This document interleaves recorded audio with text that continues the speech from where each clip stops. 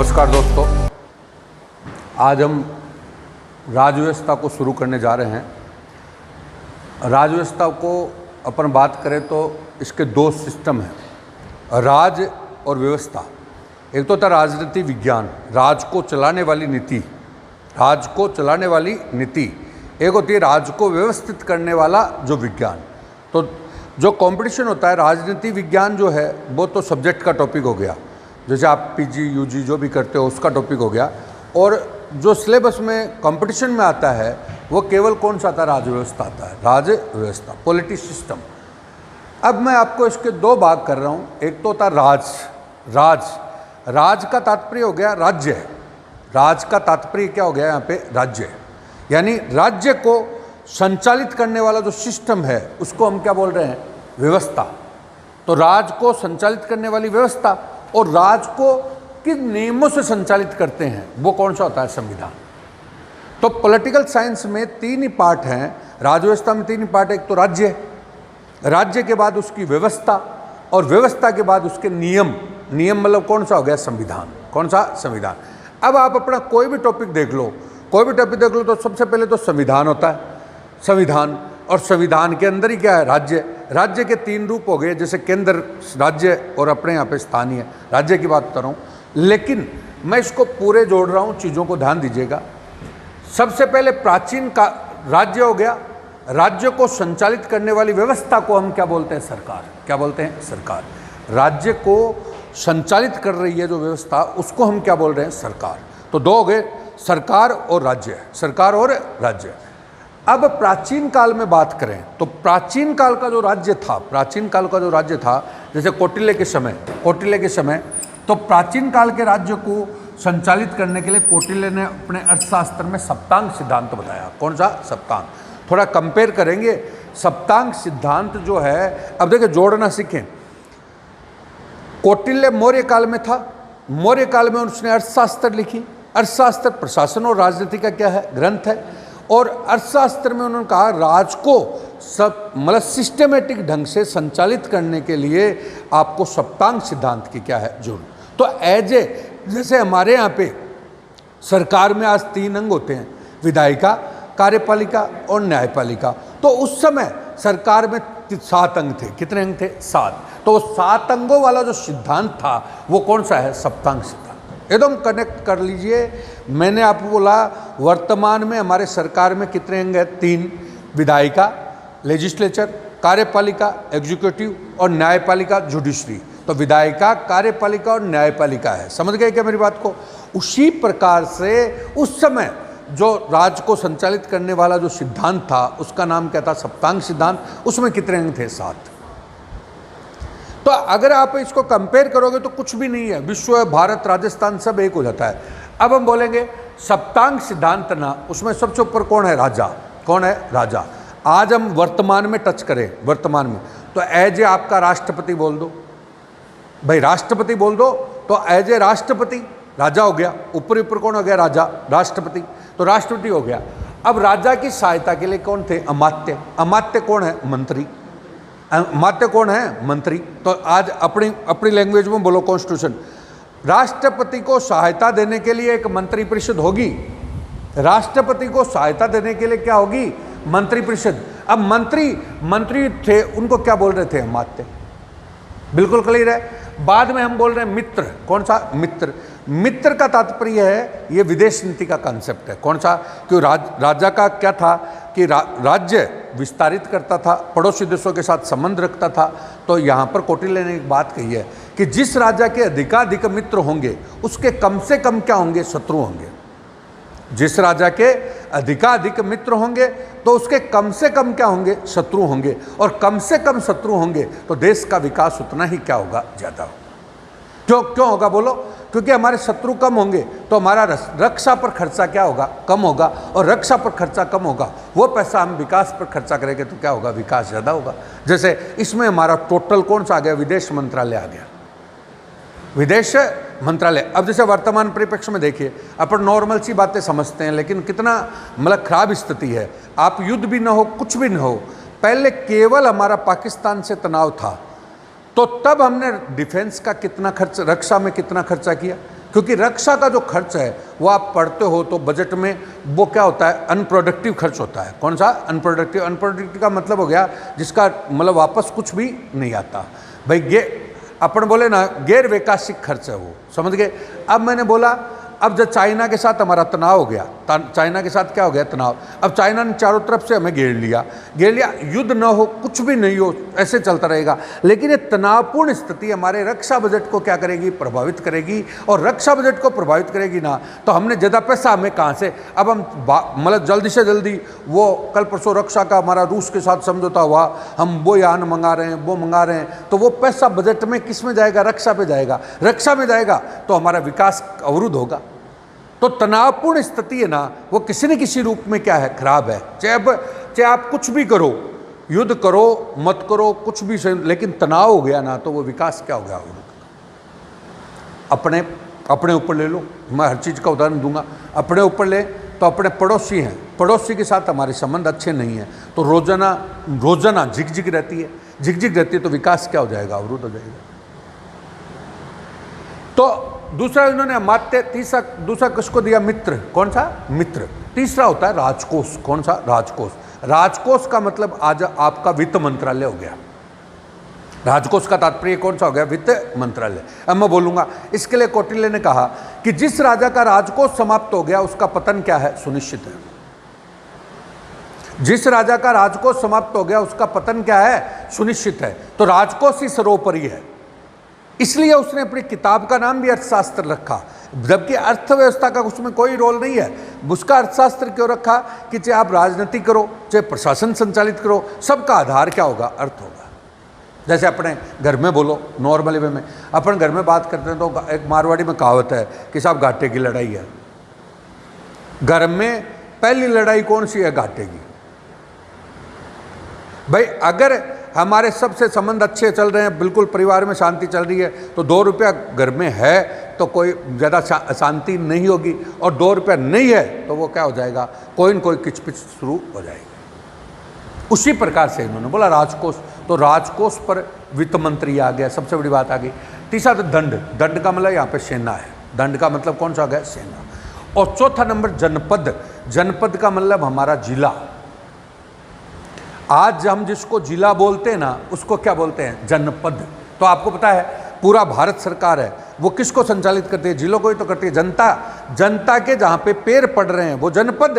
तो हम लोग यहाँ पे बैठे, कोई भी है तो हम लोग बैठे तो क्या कर रहे हैं, हम कोई न कोई जिले में ही तो रहते हैं। अब वो जिले के ऊपर भारत सरकार, राजस्थान सरकार है। अगली बात है दुर्ग। कौन सा, दुर्ग। तो दुर्ग का मतलब यहाँ पर मैं बोलना चाहूँगा आधुनिक परिप्रेक्ष्य में राजधानी है हमारी, राजधानी। क्योंकि दुर्ग, राजधानी में कौन बैठता है, हमारा राजा बैठता है, हमारा राष्ट्रपति, प्रधानमंत्री जो बैठता है। तो राजधानी सुरक्षित रहनी चाहिए। क्या रहनी चाहिए, सुरक्षित। तो दुर्ग को उन्होंने सुरक्षा की दृष्टि से महत्वपूर्ण माना, तो वो क्या होनी चाहिए, राजधानी। तो कहता है राज के 7 अंग हैं और 7 अंगों को मिलकर के काम करना पड़ता है। अगर एक भी अंग कमजोर है ना तो राज फेल हो जाएगा। इसलिए उन्होंने कौन सा सिद्धांत दिया, सप्तांग सिद्धांत। बात समझ रहे क्या, जोर सीखे। अब मैंने बोला विश्व के बारे में बात करो। विश्व, तो विश्व भी एक राज्य है।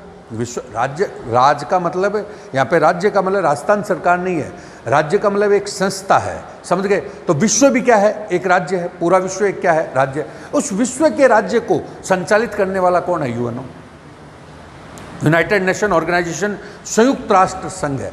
तो विश्व की जो सरकार है वो कौन है, यूएनओ है। विश्व की सरकार कौन होगी, यूएनओ। अब जैसे अब बोलो, अभी हमने बात की सप्तांग सिद्धांत में कितने अंग, 7 है। तो यूएनओ में आपके कितने अंग, 6। बुक ऑफ सिस्टम है। कभी हमने क्या है, हमने जो से पढ़ा ना, सीधा का सीधा पढ़ लेते हैं। कोई भी चीज़ को सिस्टमेटिक लाओ तो थोड़ा सा कोर्स होता है। तो मैंने क्या बोला, यूएनओ विश्व हो गया। विश्व की सरकार कौन सी है, यूएनओ। यूएनओ के कितने अंग हो गए, 6। कितने अंग हो गए, 6। अब जोड़ना देखो एक बार, वही राज्य सरकार। सबसे पहले महासभा है, तो महासभा एज ए विधायिका है। विधायिका जो होती है वो कानून बनाने का काम करती है। तो महासभा एज ए, इसको विश्व की संसद बोलते हैं। विश्व की क्या बोलते हैं, संसद। तो महासभा ये क्या होगी, हमारे यहाँ पे संसद है, वैसे महासभा होगी विधायिका। बाद में कार्यपालिका के 2 रूप होते हैं, एक राजनीतिक और एक कौन सी, प्रशासनिक। राजनीतिक और प्रशासनिक। राजनीति में हमारे यहाँ पे प्रधानमंत्री वगैरह ये आते हैं और प्रशासन में हमारा प्रशासन आता है। तो सुन लो, यहाँ पर दो गए सुरक्षा परिषद है ना, वो तो राजनीतिक कार्यपालिका है, और ये प्रशासनिक अंतर्राष्ट्रीय सचिवालय है ना, ये प्रशासनिक कार्यपालिका। अगर कभी कंपेयर करो तो सब कुछ आता है। मैंने क्या बोला, सरकार में अभी कितने अंग होते हैं? 3, विधायिका, कार्यपालिका और न्यायपालिका। विश्व की विधायिका कौन है? तो महासभा। कार्यपालिका के कितने भाग हैं? 2, एक राजनीतिक और एक कौन सी? प्रशासनिक। विश्व की राजनीतिक कार्यपालिका कौन है? सुरक्षा परिषद, समझ गए। और विश्व की प्रशासनिक कार्यपालिका कौन है? अंतर्राष्ट्रीय सचिवालय। अब तीसरा पार्ट कौन सा आ गया? न्यायपालिका। तो न्यायपालिका में अंतर्राष्ट्रीय न्यायालय आ गया। ये लो तीनों अंग है। आगे क्या बोलो? अब आया, अब एक होती है सामाजिक आर्थिक परिषद। तो हमारे यहाँ पे सबसे बड़ी एक संस्था है नीति आयोग।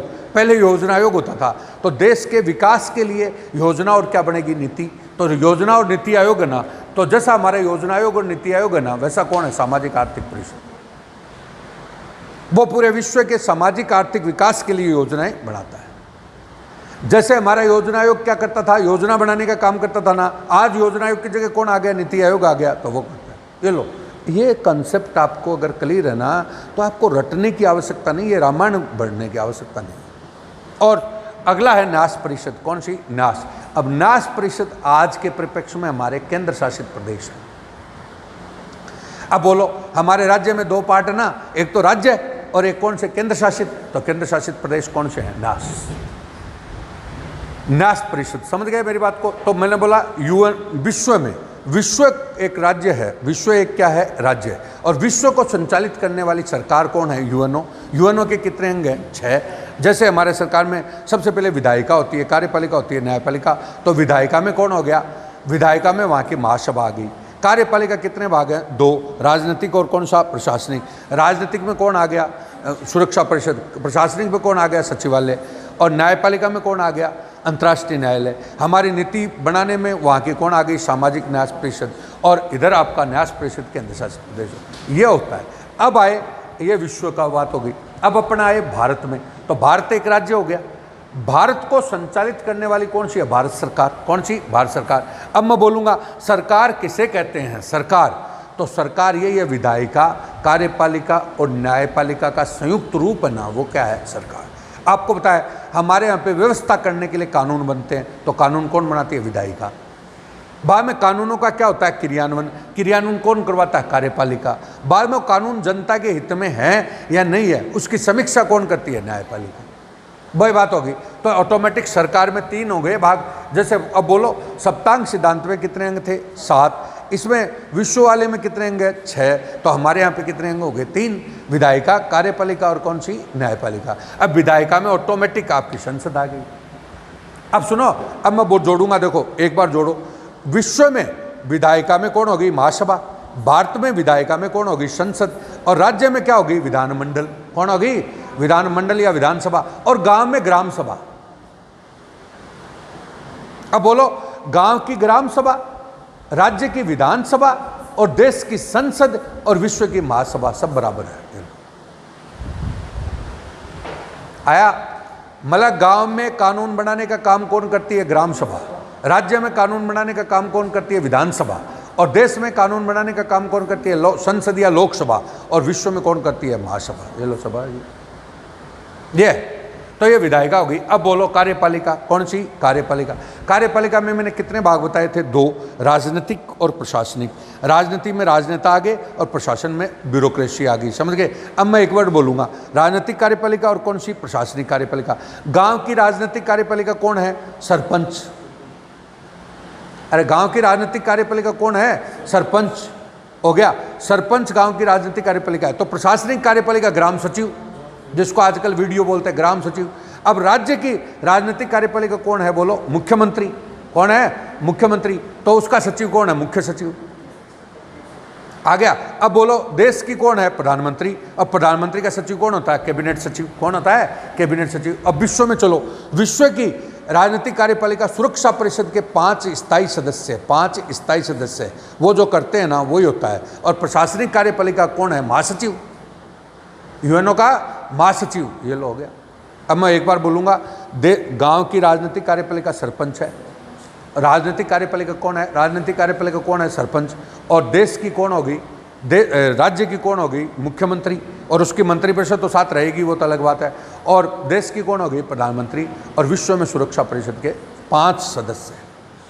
अब बताऊं सुरक्षा परिषद के 5 सदस्य मैं क्यों बोल रहा हूं? इसलिए बोल रहा हूं, हमारे गांव में सरपंच जो कहता है वही होता है, राज्य में मुख्यमंत्री कहता है वही होता है, देश में प्रधानमंत्री कहता है वही होता है, तो विश्व में वो 5 सदस्य कहते हैं वही होता है। विश्व में एक नेता नहीं है, बल्कि कितने हैं? 5। समझ गए? जिनको वीटो पावर होती है। अब आओ प्रशासनिक की तरफ से, बोलो गांव का प्रशासनिक मुखिया कौन है? ग्राम सचिव। राज्य का प्रशासनिक मुखिया कौन है? मुख्य सचिव। और देश का कौन है? कैबिनेट सचिव। तो विश्व का कौन है? महासचिव। ये हो गया, जुड़ गया। बोलो अब आओ न्यायालय, न्यायपालिका। तीसरी कौन सी? न्यायपालिका। अब मैं बोलूंगा गांव का ग्राम न्यायालय, गांव का ग्राम न्यायालय, जिले का जिला न्यायालय, राज्य का उच्च न्यायालय, और देश का उच्चतम न्यायालय, और विश्व का अंतर्राष्ट्रीय न्यायालय। अब तुम्हें कोई ऐसे पूछे तो तुम सिस्टमेटिक पूरी दुनिया का बता सकते हो। अब इसे काम का पता चल गया। बोलो न्यायपालिका क्या काम करती है? न्याय करने का काम करती है, समीक्षा करने का काम करती है। गांव में कौन सा? ग्राम न्यायालय। जिले में कौन सा? जिला न्यायालय। देश में राज्य में कौन सा? उच्च न्यायालय। और देश में कौन सा? उच्चतम न्यायालय। और विश्व में कौन सा? अंतर्राष्ट्रीय न्यायालय। ये 3 पालिका हो गई। तो विधायिका, कार्यपालिका और कौन सी? न्यायपालिका। बोलो क्लियर है? वैसा का वैसा राज्य में विधायिका, कार्यपालिका और कौन सी? न्यायपालिका। और जिले में आजकल स्थानीय सरकार बोलते हैं, इसको क्या बोलते हैं? स्थानीय सरकार। तो स्थानीय सरकार में 2 भाग हो गए, एक गांव और एक कौन सा? शहर। तो गांव की ग्रामीण सरकार में पंचायती राज, और शहरी में कौन सी होगी? नगर पालिका। आ गया? तो ये पूरा का पूरा सिस्टम होता है। अब मैं बोलूँगा, अब राज्य बना, पहले तो राज्य को संचालित करने के लिए क्या बनी? सरकार बनी। सरकार के बाद मैंने बोला राज्य को संचालित करने वाले नियम और क्या बने? कानून। अब नियम और कानून हमारे देश में संविधान है। कौन है? अब सुनो, आप संविधान है ना, वो यूएनओ का भी है। यूएनओ के संविधान में 111 चार्टर हैं। मतलब जैसे हमारे 395 अनुच्छेद है ना, तो वहाँ पे कितने? 111। तो वहाँ का भी चार्टर है। अब हमारे यहाँ पे संविधान है। अब संविधान मैंने क्या बोला? संविधान इन केंद्र सरकार को, राज्य सरकार को और जिला सरकार को संचालित करेगा। तो संचालित करेगा तो मैंने हाथ लिख दिया। केंद्र सरकार का प्रावधान कौन से अनुच्छेद में है? तो अनुच्छेद 51 से 151। अनुच्छेद 51 से 151, समझ गए? 52 से हो गया, सॉरी 52 होगा। अनुच्छेद 52 से कौन सा हो गया? 151। समझ गए क्या? अनुच्छेद 52 से 151। और राज्य सरकार 152 से कितनी होगी? बोलो 152 से 237, 237, इसको भी 237 आएगा। 237 तक क्या होगी? राज्य सरकार। और जिला सरकार जो है यानी स्थानीय सरकार, वो कौन से में होगी? 243। अब आप ऑटोमेटिक समझ गए होंगे हमारा टॉपिक का नाम क्या था? सरकार। कौन सा? सरकार। अब सरकार कितने प्रकार की होगी? 3। एक कौन सी होगी? केंद्र। एक कौन सी होगी? राज्य। एक कौन सी होगी? स्थानीय। केंद्र सरकार का भारतीय संविधान के अनुच्छेद कहाँ से कहाँ तक प्रावधान है? तो 151 से 52 से 151, 52 से 151। राज्य सरकार का कहाँ से है? 152 से 237। और जिला सरकार या स्थानीय सरकार का कहाँ पर है? तो 243। बोलो ये आपका टॉपिक है। तो सबसे पहले इंट्रोडक्शन होता है। अब आप आराम से अगले वाला टॉपिक आ जाएगा, वो कौन सा? केंद्र सरकार, बाद में राज्य सरकार। इस टाइप से आपका टॉपिक दिया हुआ है। तो इसके 2 भाग हो गए, एक तो कॉन्स्टिट्यूशन वाला और एक सरकारों वाला। तो कॉन्स्टिट्यूशन में तो क्या आ गया? प्रस्तावना, मूल अधिकार, नीति निर्देशक तत्व और मूल कर्तव्य। और इधर आपकी कौन सी आ गई? केंद्र सरकार, राज्य सरकार और कौन सी? जिला सरकार। समझ गए? ये पूरा राज्य व्यवस्था दी हुई है। अब इसकी अगली कक्षा में बात करेंगे। धन्यवाद।